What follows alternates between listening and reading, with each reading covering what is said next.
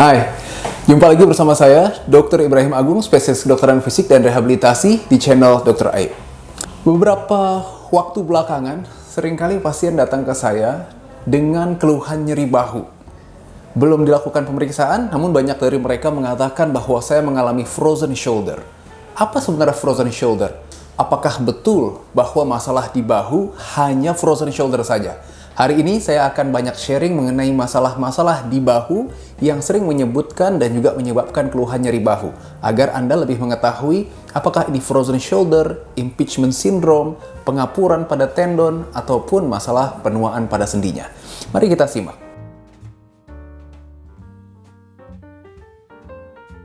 Sebelum kita melihat masalah pada bahu, tentu kita harus mengetahui dulu struktur yang ada di dalam bahu kita. Bahu kita ini adalah shoulder di sebelah sini, sedangkan pundak kita sebut sebagai upper back. Seringkali orang menyebutkan bahu itu di sini. Ini sebenarnya adalah upper back. Kalau keluhannya adalah di pundak, kemungkinan besar masalah utamanya adalah otot. Meskipun mungkin dia bisa menjadi nyeri alih karena ada masalah yang ada di leher. Baik saraf kejepit, pengapuran, otot yang tertarik, masalah pada ligamen, dan lain sebagainya. Namun yang menjadi harus kita concern adalah ketika masalahnya adalah di sendi bahunya. Ini kalau kita lihat sendi bahu. Sendi bahu bentuknya adalah seperti ball and socket joint. Jadi seperti bola masuk ke dalam mangkoknya. Dan untuk menggerakkannya, sendi bahu kita ini diliputi oleh beberapa tendon. Tendon adalah bagian otot yang menempel ke tulang. Jadi kita lihat ini adalah tulang yang masuk ke dalam gelang bahu. Ini adalah tendon-tendonnya.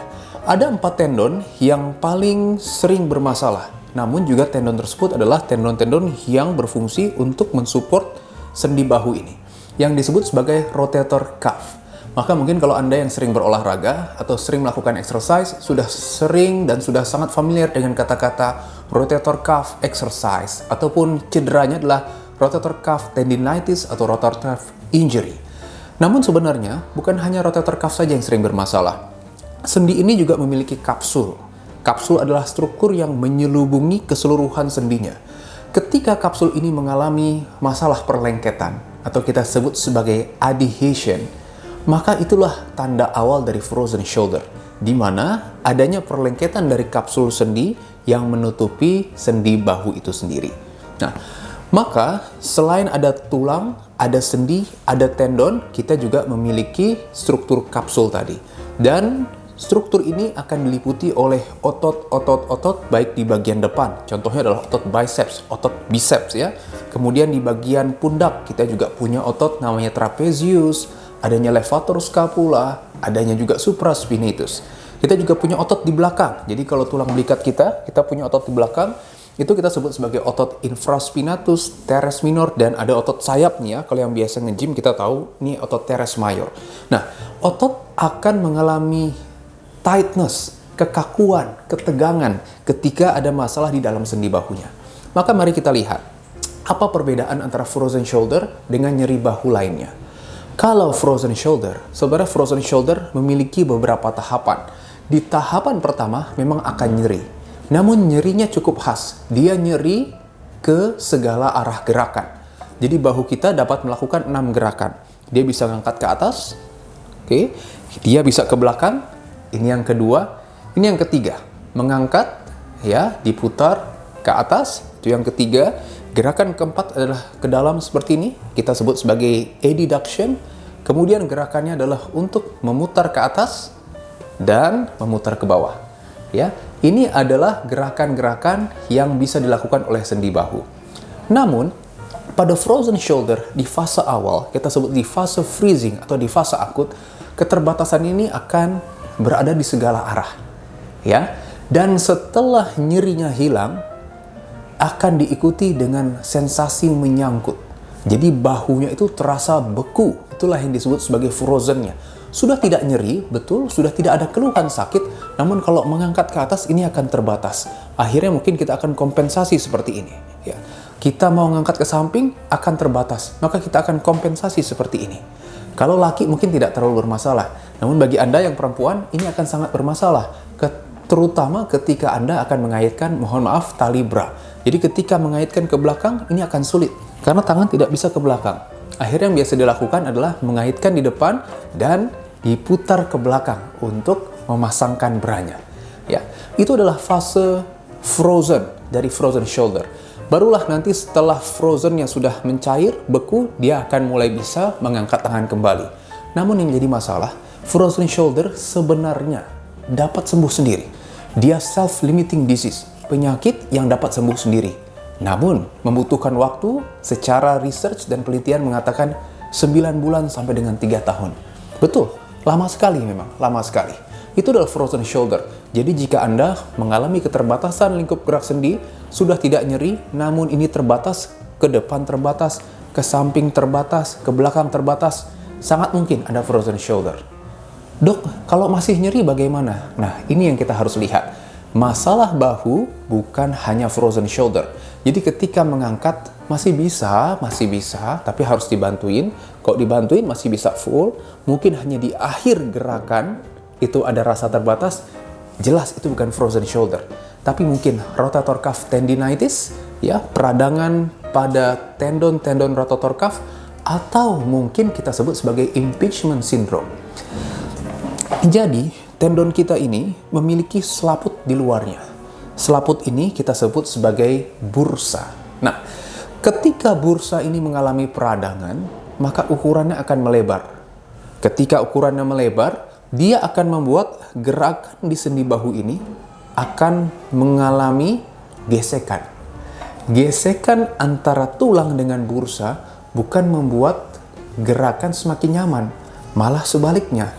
Gesekan akan membuat bursa semakin tebal. Ketika bursa semakin tebal, dia akan sulit untuk masuk ke dalam sendi bahunya. Ini yang kita sebut sebagai shoulder impingement syndrome. Atau ada bagian dari tendon, ya, yang akan terimpinge atau menyangkut ketika gerakan seperti ini. Nah, jadi mungkin bisa mengangkat, betul. Namun giliran di sini, sakit sekali. Namun kalau dibantu, ya, kita bisa bantu, masih bisa. Mungkin hanya di akhir gerakan yang ada sedikit menyangkut. Namun berbeda sekali dengan frozen shoulder. Nah, yang harus kita bedakan juga antara frozen shoulder, shoulder impingement, dan satu lagi, tear atau robekan pada tendon. Sejak pandemi ini, banyak orang yang mulai banyak melakukan aktivitas exercise atau olahraga. Ada yang bersepeda, ada yang berlari, ada yang mengikuti YouTube untuk exercise, ada juga yang golf, dan lain sebagainya. Namun, penggunaan bahu di saat pandemi ini jauh lebih meningkat. Begitu juga dengan WFH, bekerja, sehingga bahu kita ini banyak dipakai. Ada satu kondisi yang juga berbahaya, yaitu robekan pada tendon. Biasanya robekan pada tendon ini, kalau bertahap, robeknya kecil-kecil, tidak akan langsung dirasakan. Namun jika memang ada trauma, kecelakaan, accident, injury, atau cedera olahraga, dia memang bisa langsung terasa berat. Namun kita harus pastikan bahwa robekan ini tidak terlalu besar. Kalau robekan hanya kecil, kita masih bisa harapkan adanya regeneration atau healing process atau perbaikan tendon itu sendiri. Namun jika sudah berat, maka bisa-bisa itu harus membutuhkan tindakan yang lebih invasif. Apakah itu kita suntik, ataukah kita suntik plasma, ataukah mungkin harus operasi.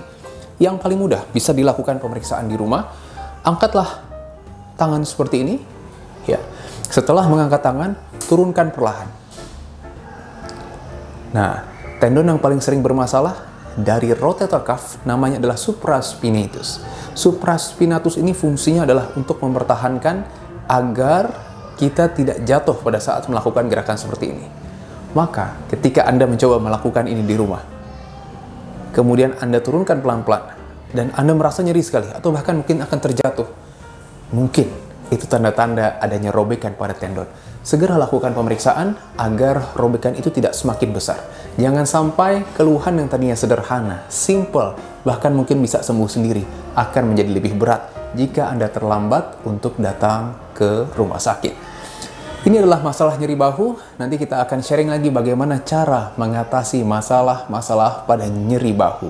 Namun pastikan bahwa setiap mengalami masalah nyeri bahu, Ingat, belum tentu frozen shoulder, belum tentu hanya otot, namun yang terbaik adalah lakukan pemeriksaan, kenali gejalanya, dan dapatkan terapi yang terbaik. Bersama saya, Dr. Ibrahim Agung, spesialis kedokteran fisik dan rehabilitasi dalam channel Dr. Aib.